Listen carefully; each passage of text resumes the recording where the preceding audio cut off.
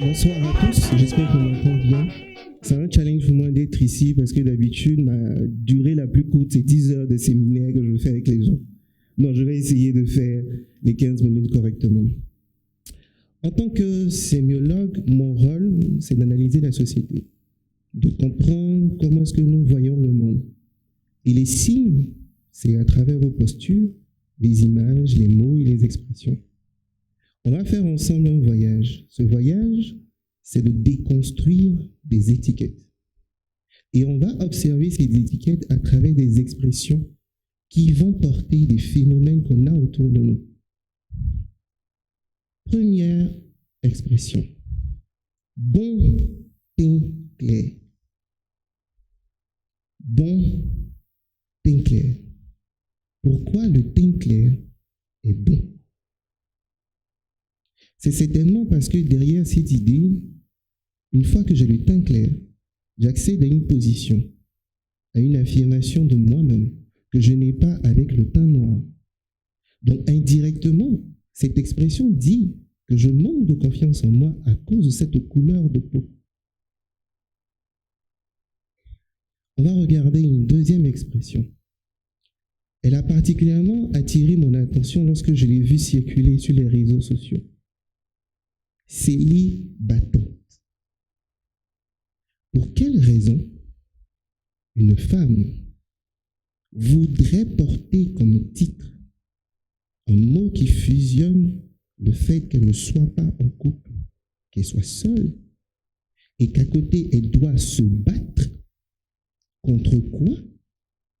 Sachant que se battre, ce n'est pas la chose la plus amusante, et on accepte de se caractériser avec une telle expression.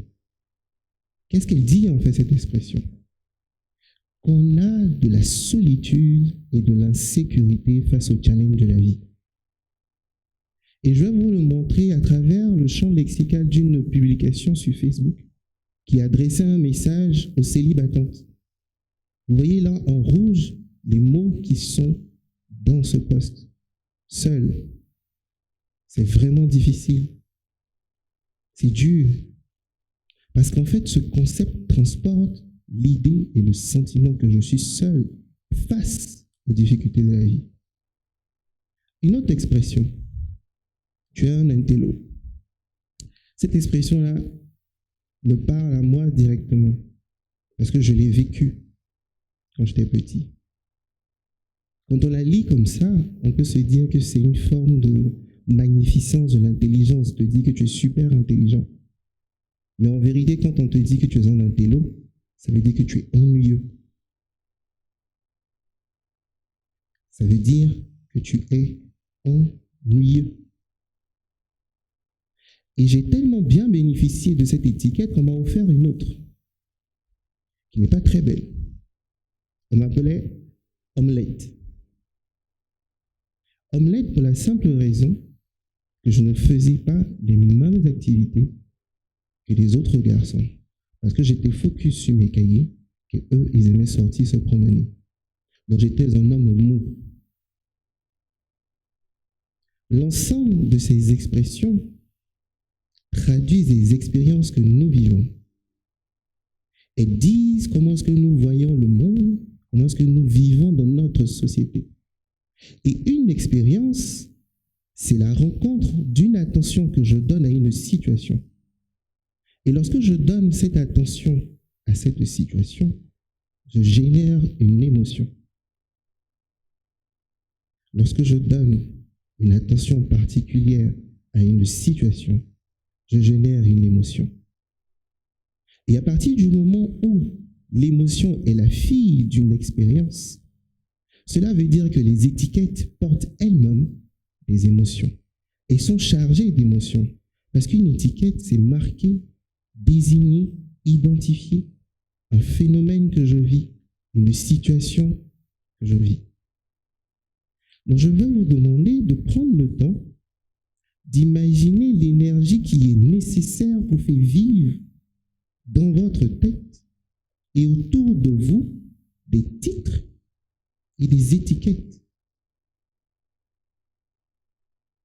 Imaginez la force émotionnelle que ça demande. Imaginez l'énergie que vous engagez pour simplement faire vivre des idées à votre propre sujet, des titres. Et chaque titre va réclamer une attention et une émotion. C'est lourd. Et si on a compris, il y a une interrogation directe. Pourquoi ces étiquettes vivent? Pourquoi elles persistent dans le temps?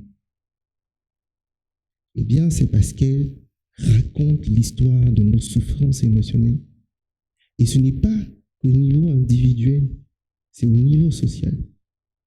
Vous avez entendu les histoires des speakers. Il y a des expériences.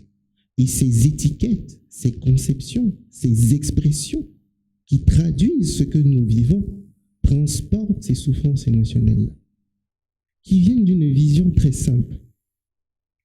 La vie, elle est là. Vous êtes dedans. Essayez du mieux que vous pouvez, sans vous casser la tête, dans ce cadre.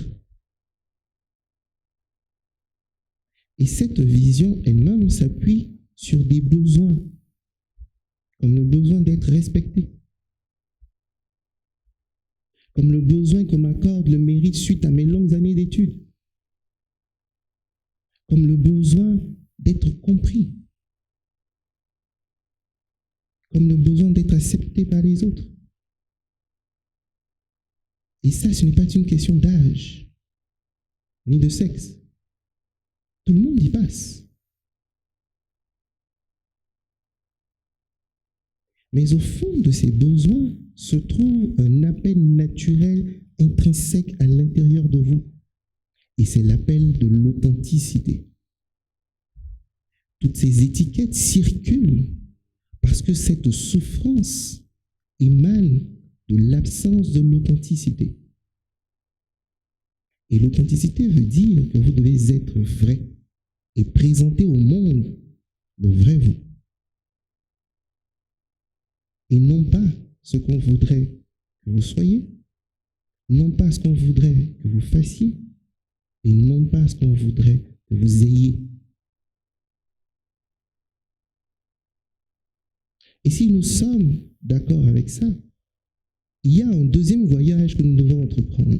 C'est celui de construire nos propres étiquettes. Parce que si nous ne construisons pas nos propres étiquettes, nous porterons les étiquettes du monde. Nous porterons les étiquettes qui sont disponibles. Et qu'est-ce que ça implique de créer sa propre étiquette? De donner votre attention à ce qui est véritablement important pour vous. De déterminer vos véritables priorités. De connaître les activités qui vous inspirent naturellement et qui font que vous n'avez pas besoin de prendre du café pour rester en éveil. De focaliser votre attention sur ces choses qui vous font perdre la notion du temps. De regarder de près ces sujets qui activent en vous naturellement la créativité. Et une fois que vous les aurez regardés avec suffisamment d'attention, elles vont générer de nouvelles émotions. Et si vous générez de nouvelles émotions, vous serez en train de faire un exercice de transformation. Comment est-ce que vous allez réussir cet exercice de transformation? C'est en répondant à 4 questions. La première, quel titre voudrais-je porter? Est-ce que je suis à l'aise avec l'idée qu'on m'appelle maman? Est-ce que je suis à l'aise avec le titre de directeur? Est-ce que je suis à l'aise avec le titre de stagiaire? Est-ce que je suis à l'aise avec le titre de conférencier? Quel titre voulez-vous porter? Et c'est une décision que vous devez prendre en toute conscience de ce que cela demande de porter un titre, que ce soit du niveau de l'attention ou du niveau de l'émotion. Parce que vous allez investir dedans. La deuxième question. Que signifie ce titre pour vous? Il est facile de collectionner des titres On le voit sur LinkedIn. Souvent, on se demande qui est connecté.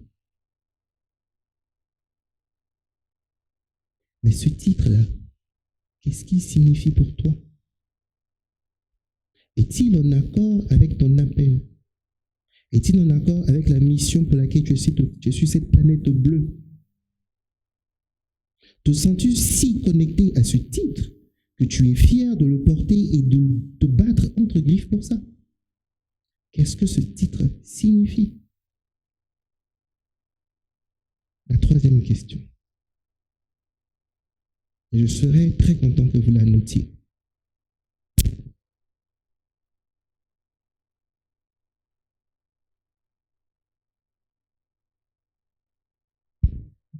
C'est bon? Quelles sont les idées que vous souhaitez infiltrer dans l'univers? Quelles sont les idées que vous souhaitez infiltrer dans l'univers? Parce qu'il y a en vous une sagesse qui est si grande que vous êtes capable de générer des idées rien qu'en voyant un film, rien qu'en voyant une personne. Et rien ne vous empêche de croire en une idée, de la porter si haut que les autres puissent la rejoindre et que cela transforme la société.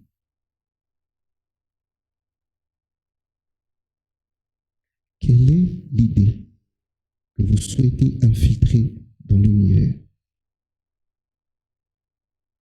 Et la quatrième question, quelle expérience voulez-vous faire de vous-même?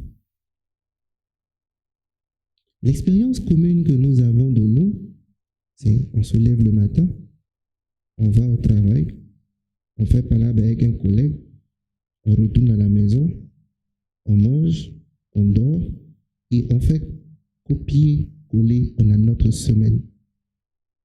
Et on copie la semaine, on a notre mois.